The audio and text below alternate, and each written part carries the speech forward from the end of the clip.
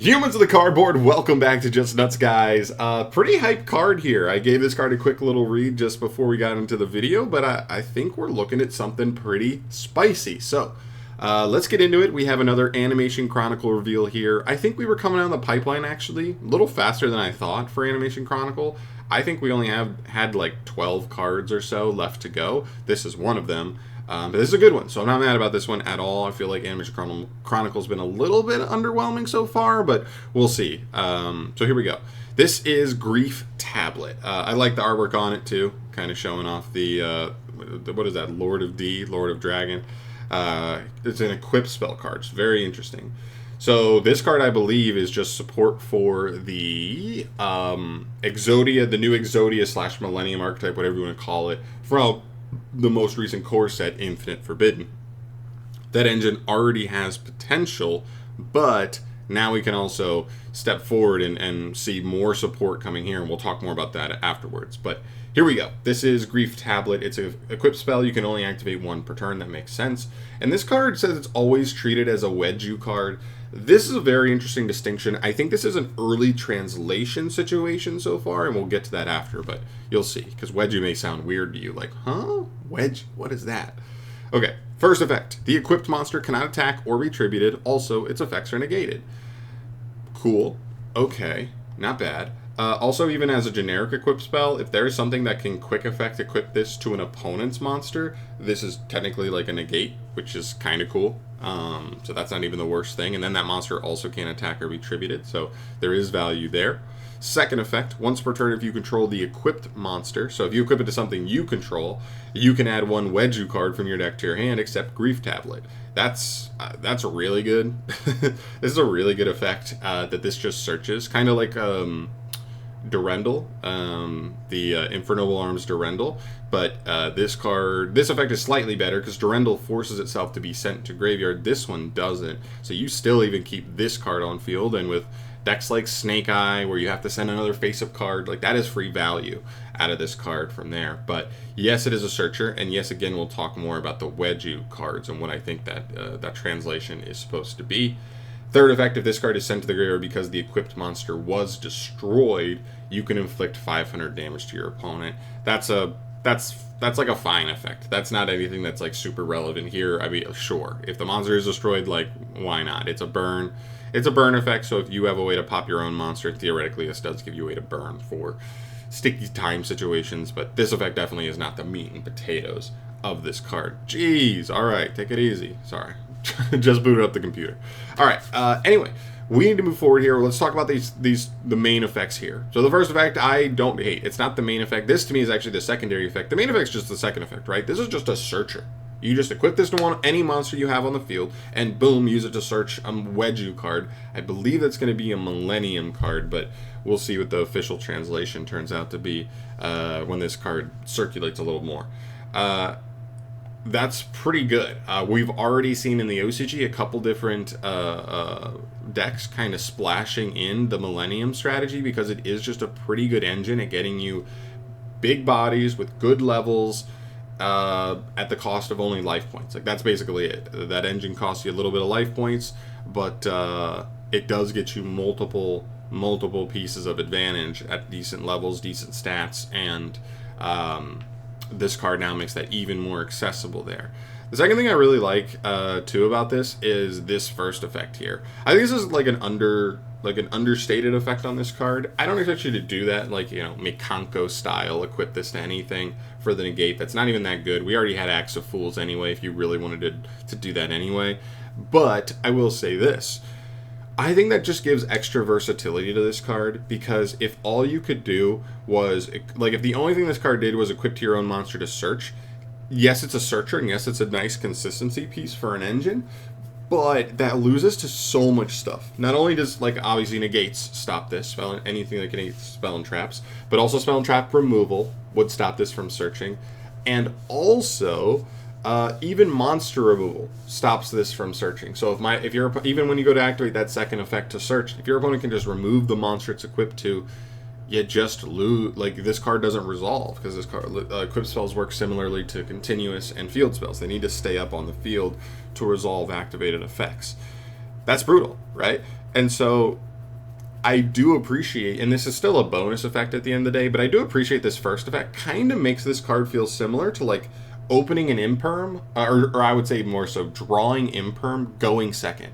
Where like you couldn't use it as a hand trap on your opponent's turn one, but you can kind of just fire it and try and just blank something out the gate, either force a negate there, or you're just gonna hit something, and then something's gonna be negated while this card's equipped to it. And that, I like that utility. If it looked like you're playing into a board where there was no world where you're ever resolving this anyway, I do like that it has that bonus effect to potentially just at least trade a 1-for-1. That's cool value, and I think that's a small power creep thing that like this card could have been fine without it, but that does make this card just slightly better, slightly more versatile in different situations. So I do appreciate that. I think it's a good card overall.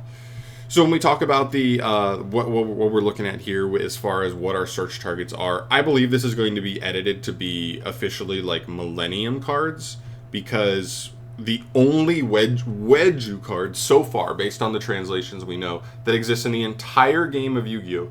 Is Shrine of Wedju. This is, technically it is a support card for EXODIA as well, and this card allows you to like place some of the Millennium monsters from deck into your spell and trap zone, which technically does get you to that engine, so it's not out of the question if this is the only target, because that does still work. But it's not optimal. Theoretically, I'd rather be able to just search straight into some of the monsters we know and love from this archetype, like your caveman. He's like the main guy from the monsters of this engine. But there's multiple other ones that are playable as well. So I don't know. We'll see. That's what I believe is going to happen, because this also says Wedju card, and this is the only Wedju card, and it can't search another copy of itself. I think that makes more sense for it to be errated to say, not errated, but retranslated to say Millennium monster, not Wedju. I don't even know what Wedju means necessarily, so take that with a grain of salt. The last thing I want to talk about here is what Konami's doing with the cover card supports. I'm very happy about the way they've been going about it. They've been doing something new that I really can't remember them ever doing before, and that's giving immediate, like, more support for these cover archetype supports. So let's backtrack a little bit. Phantom Nightmare, we get U-Bell support. Really solid support. They become like a rogue deck basically overnight with that support. And then Konami gives them 2 new cards, Nightmare Throne and the new Grave Squirmer, in the following set, Legacy of Destruction. Those cards are sweet. Those cards legitimately take them to the next tier of competitive play. They're now like a legit scary deck that people build decks for. Like they keep them in mind. And then they got one more card printed in a set that we're not going to get, but it looks like we're going to get it imported in our Battles of Legends set in the next month. Right, so we're actually getting it in a timely manner too. As long as they keep doing that, I'm not mad if we don't get the exact set that these new cards would come in. So they get 2 cards in the next core set and 1 more card in some side product somewhere. Great, 3 phenomenal cards for the archetype. Fast forward from there to Legacy of Destruction. We get Yugi's new archetype, about his archetype that he plays in the final duel of the anime. Very cool for a lot of players, very nostalgic for a lot of players. It's a decent little archetype, honestly. They get 2 new cards in Infinite Forbidden, just like Phantom Nightmare, just like U-Bell did from Phantom Nightmare to Legacy of Destruction. So they get 2 new cards. Unfortunately, their new cards are pretty cheeks. I really hope they don't just leave them for the next 3 years and they never get anything there. They deserve like another wave that's like actually decent, because this wave has been pretty bad. But they also got 1 more card, a new like Summon Skull retrain for that archetype as well. Not a great card either, but they're showing that they're willing to give support for some of these archetypes. So 3 new cards there. Fast forward there to Infinite Forbidden. We have not started full reveals for the next core set, Rage of the Abyss, yet, but this is our EXODIA Millennium archetype support from outside that set. It's an Animation Chronicle, but I don't care where it ends up. This is another card to help them, and like we kind of already went over in this video, this is a decent little card for them. So not mad about that either. So where do we end up here? We've got 1 card from the side. We should get 2 more Millennium / EXODIA cards in Rage of the Abyss. And then if you want to fast forward even past that, what about Rage of the Abyss? We just got Sharks. It already looks like Sharks are going to be like a legit competitive deck going forward. And on top of that, now to be fair, Sharks have already had one card revealed for Animation Chronicle as well. It may just be the side set that's like already coming, so that's what they chose to do like the extra card in. That could just be their extra card, like their side card. They might get one more. We'll see if they put another one somewhere else to fit the normal timeline a little more accurately. But I do expect 2 more Shark cards in the next core set.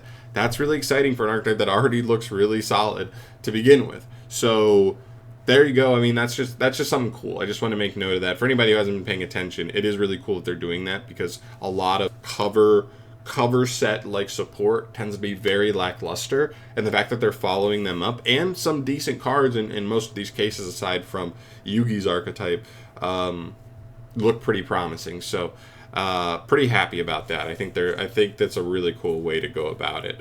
But yeah, that's basically it for me. Sorry this video is like 11 minutes long. That's way too long for one card like this, and this isn't even like a card that really deserves that long to go into, but still, I wanted to go over all that stuff we talked about here. But I'm out of here for today. Thank you so much for watching, as always, guys. Let me know your thoughts down below on this card. What do you think about like the translation thing? Do you agree with me that this is probably just going to be searching Millennium cards rather than specifically Wedju cards, or what? Also, just the value of this card. How good do you think this card actually is for them? I'd love to hear your thoughts down below. But I am out of here for today. Thank you so much for watching, as always, guys. I'll see you in the next one. Peace.